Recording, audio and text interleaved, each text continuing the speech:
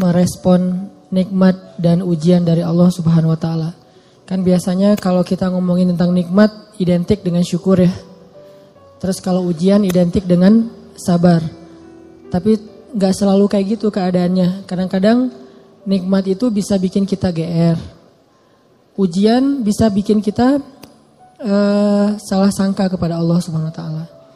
Seolah-olah Allah kalau kasih ujian itu kayak gak suka sama kita. Padahal kadang Allah kalau kasih ujian itu tandanya masih perhatian sama kita.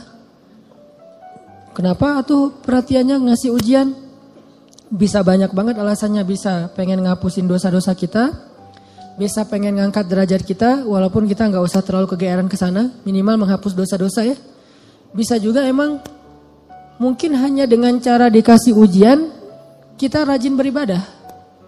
Dan itu kita banget kayaknya tuh. Kalau lagi banyak masalah, tahajudnya rajin. Mendekati ujian nasional, tahajud nggak tinggal selama sebulan. Hari ujian nasional terakhir, malamnya udah gak tahajud lagi. Kan kita banget nih.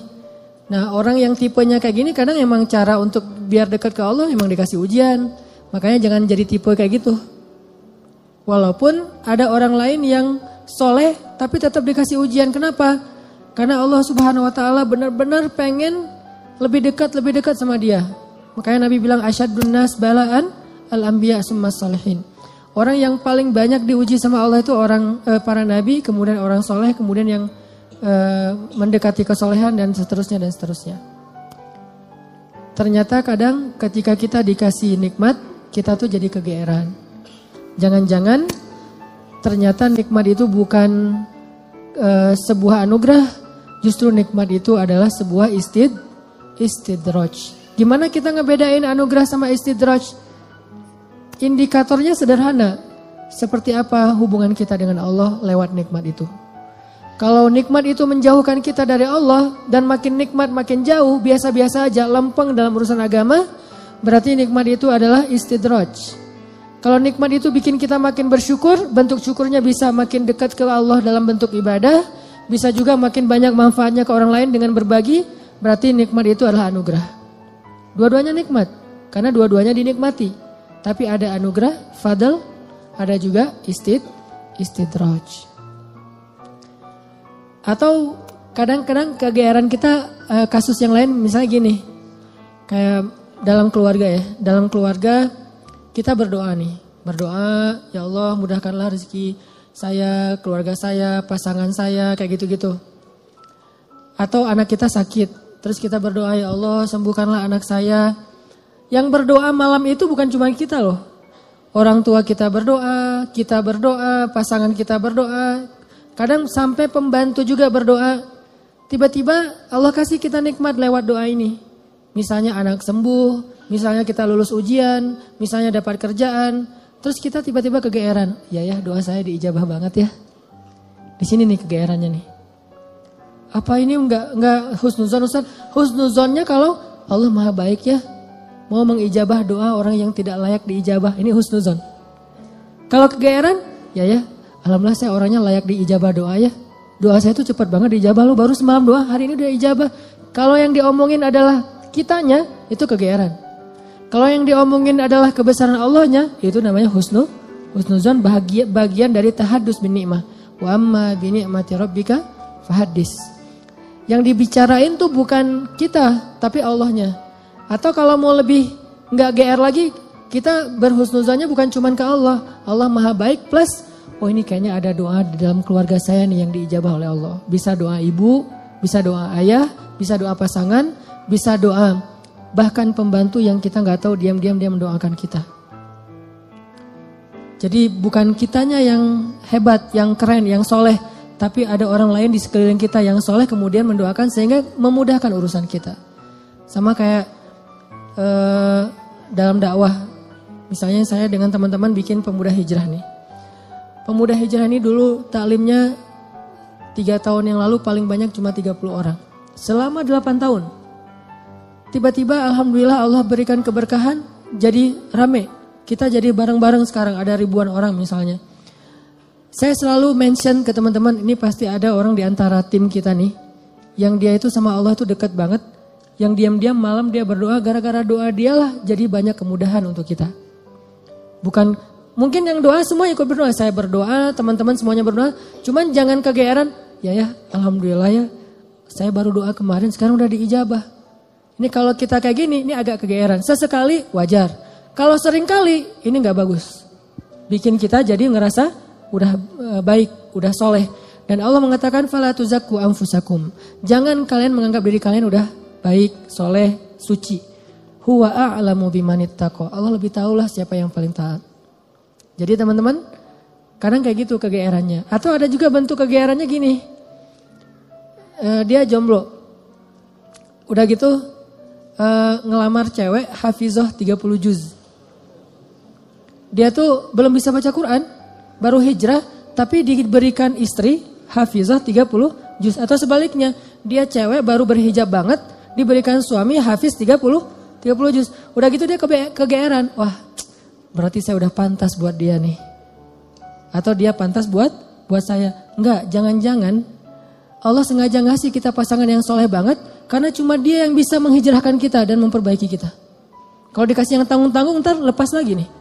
Makanya dikasih yang gak tanggung-tanggung. Sekalian aja yang paling soleh, yang paling taat, yang paling berwawasan agama luas. Sehingga kita disuruh belajar ke dia.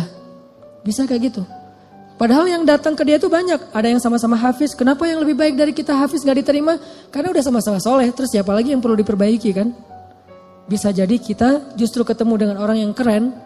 Karena Allah pengen memperbaiki kita dengan lewat orang itu. Ini biar kita gak kegeeran. Ustadz, kenapa sih harus gitu-gitu amat? Karena itulah sifat orang yang beriman. Coba teman-teman buka surat orang-orang beriman. Surat apa? Al-Mu'minun. Surat orang-orang beriman, surat 23 ayat 60. Itu sifat orang yang beriman. Surat 23 ayat 60. Bismillahirrahmanirrahim.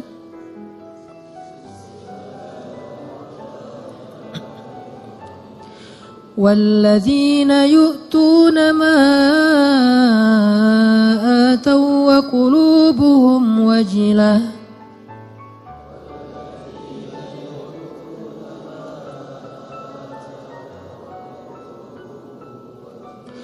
وقلوبهم وجلة أنهم إلى ربهم راجعون.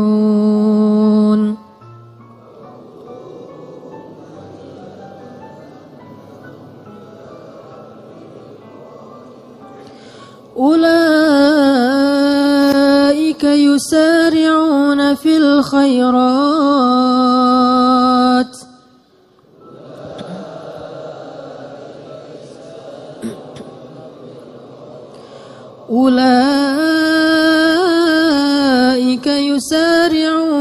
الخيرات وهم لها سابقون.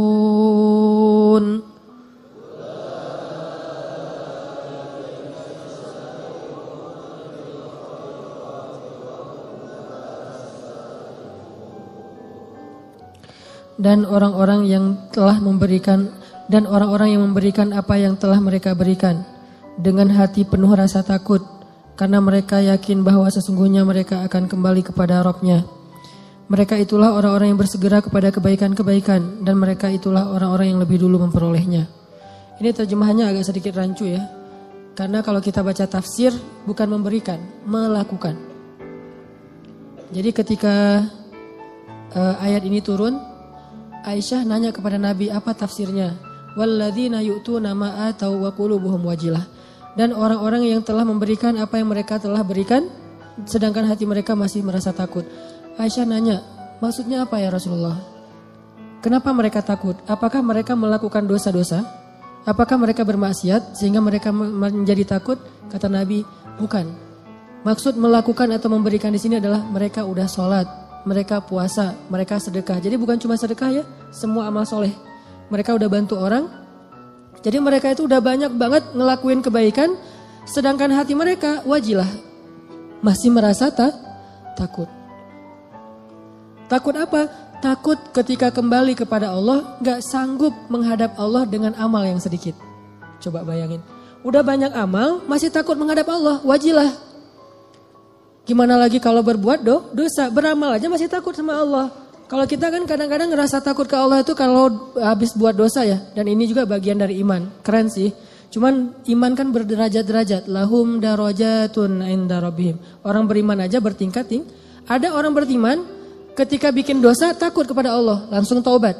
Ada yang lagi yang lebih tinggi. Lagi berbuat baik, takut sama Allah. Kenapa? Dia ngerasa amal baiknya tuh sedikit dan waktunya terbatas. Dia pengen berbuat yang banyak tapi nggak punya waktu, nggak punya merasa lemah, merasa tidak maksimal, merasa belum memberikan semua hak Allah, merasa kurang, merasa belum istimewa, belum sempurna. Ini orang yang walladzina yu'tuna ma atau wa qulubuhum wajilah. Makanya teman-teman kalau teman-teman perhatiin di akhir surat Al-Baqarah kan tuh ada doa Rabbana la tu'akhidna in nasina aw akhtana. Itu bukan doa orang yang berbuat dosa loh. Itu doa orang habis beribadah.